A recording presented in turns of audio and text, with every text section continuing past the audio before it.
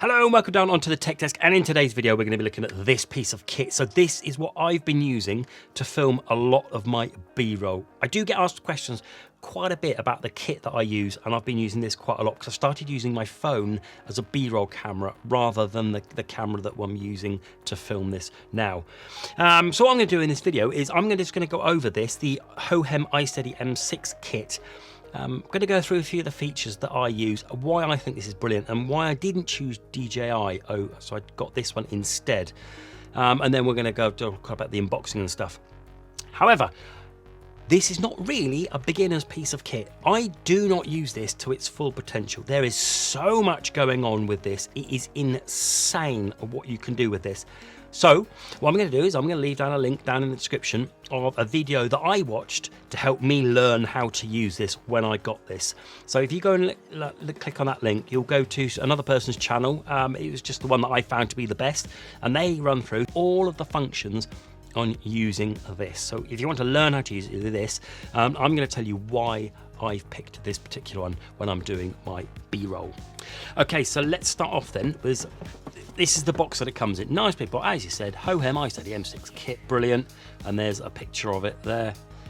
It comes with 3-axis smartphone stabilizer, which I'll talk about quickly in a bit, with fill light and AI vision sensor. Now, I don't know if you've ever used a gimbal before, but it still can be quite shaky. That's because it's on the 3-axis, okay? So it's kind of that axis, and that axis. If you've got a gimbal and you just drop it, it's still going to be shaky. So the footage still can be shaky on that axis. That axis is one where you see these film production companies have these massive rigs. They're the ones that can stop that. You're not going to get that with a phone rig unless you're going to pay a lot of money. Okay, so this one does the 3 axes like that keeps it nice and steady. But when you drop it, you need to have a certain amount of effort to put in to get your footage nice and smooth. So again, there we go. There's a load of bit about it. Some really cool stuff in here. I want to talk about this function wheel and stuff. They have the Hohem Joy app as well. That's what I've been using as well. It just works better with the app, I found personally, than using the camera. So the best thing about it is the case. Look at this bad boy. So this is a really good quality case that you can take it out and about. So this is the way that it sits in there. Really beautifully plush line. So if you are wanting to take this out and about, you know it's going to be protected in the case. Few accessories in here. This first one here is the charging cable. I'll talk about that in a second, something interesting about that. And this, quite disappointingly, this is for USB Type-C, charging up your USB Type-C. So you plug this in the bottom of your phone, you plug this into your gimbal, and it charges your phone brilliantly. There's not an iPhone cable, so I haven't been able to charge it. I'm sure I can get a cable that will fit it.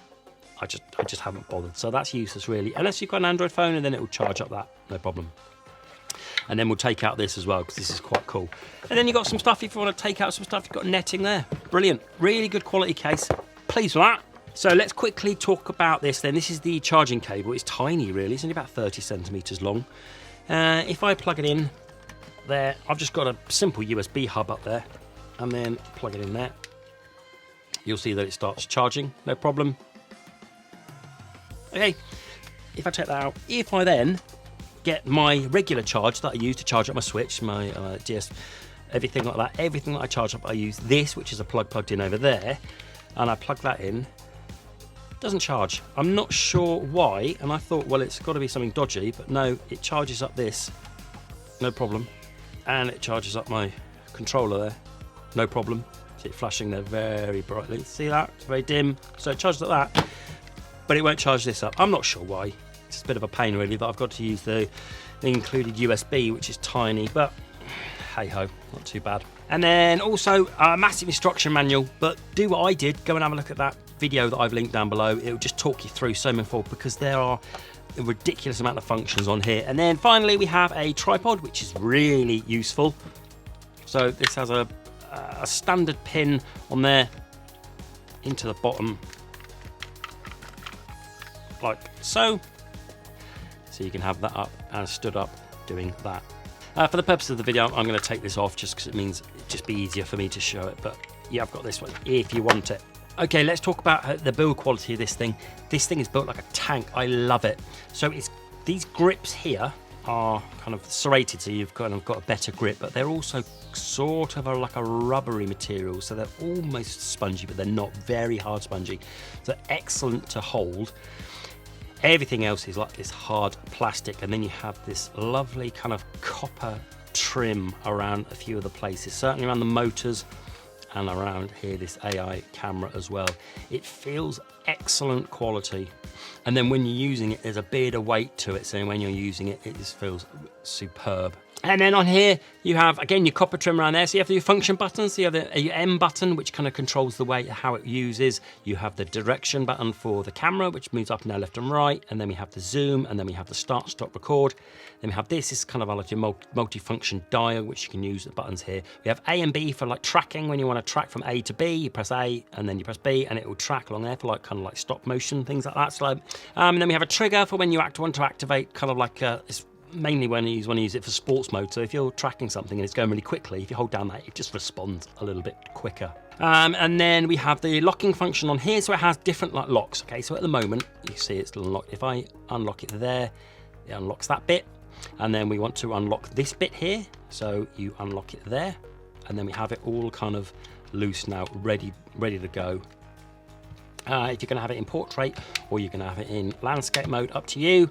And if you've ever used a gimbal before, it is imperative you balance it before you turn it on. If you don't do that, what you'll do is this motor will be kind of trying to compensate for the weight distribution being all off, and then it will burn out. This will say too hot, and it will just switch off. Okay, so it's imperative that you balance it before you turn it on. Okay, so I'm going to really quickly do that for you. So if I unlock it all again, I'm going to have it in there we go, landscape mode. And if I get my phone, it tells you on that I've left this sticker on just for a visual reminder, but you can take this off if you want. I haven't to, because I know a camera goes that way, like so, and then we need to balance it. Okay, that is not balanced. Okay, so we need to do is move this one here, adjust this so we get this right. Okay, that looks about right. So we're about level with the way we want it. Okay, so it's about level. So if you hold it kind of where you want it and let it go, yeah, that seems about right. And it's only then can you turn it on. Now also, if I show you on the top of here, this also has this, which is an AI camera or a flash. Okay, so when you can turn it on, you can have it as a white light, and it also does RGB lights as well. And it also has motion controls, or motion sensors, so you can stand there and you can do things, and it will make like kind of this record, and it will track you, and it will do your face and stuff with hands. I don't really use that as much, but it's a really smart feature, this thing, so it kind of comes off. But my problem with this is it doesn't have to get knocked off a lot. Okay, so if you're not going to be using this, I just keep it off, because you will just end up knocking it off and you'll lose it. Okay, so that's one bit of a problem for me, is this, great though this is, I don't use it, I keep knocking it off, so I'm going to put it to one side. But he's saying if you have it on, you'll need to balance it with this on. If you're going to put this on mid-shoot, you need to rebalance it again. So we're all balanced then, and then what you're going to do is you're going to turn it on, like that, hold it down for a few seconds, and then it will ping, and then we're on, okay? So you can see 1, 2, and then 3. But if you drop it, it's going to shake, okay? So you need to be a certain amount of fluidity. Okay, I'm just going to spin through a few of the functions that I use. My favourite one is if you triple tap that, it goes into inception mode, and if you look, it just spins. So you kind of push it towards something like that, and it does a nice, cool shot, which I've been doing a lot of. 3, lock it, PTL. Okay, double tap and it gets it back to where you were. And then also as well is if you have it in landscape and you want it in portrait, if you just whip it over, there we go, you have it in portrait like that, and then you can whip it back up like that, and then you're in landscape as well. That's a really, really nice feature to be able to do that. Okay, so here is the Hohem app, Joy app. A lot of what I do is object tracking, so when I've got my console or something, so let's track this. You can press this button here on the app, and then we're going to do an object there rather than a person, because it'll track a person if you want to. And then you're just going to select it with a box, and then it will do its best to keep that in frame no matter where you go. Okay, so that's what I do when I'm kind of like tracking my things. As I said, there's a lot that this app can do. Again, I'm not going to go through everything, so I'm not going to bore you with that. Go and have a look at one of the other videos and they can talk you all through it. And another creative way I've used this as well is the depth of field, the field of focus here with the multifunction wheel. This thing, you can control the focus on it. So when a controller, kind of like you're zooming here, and then if you slowly pull that, it pushes the focus to the top and then it pulls it back to nearer you, so you can get really creative with it. I think this is superb for when you're almost filming things in macro. And then once it's out, it's all floppy, you're going to need to lock it. So there, lock that one first.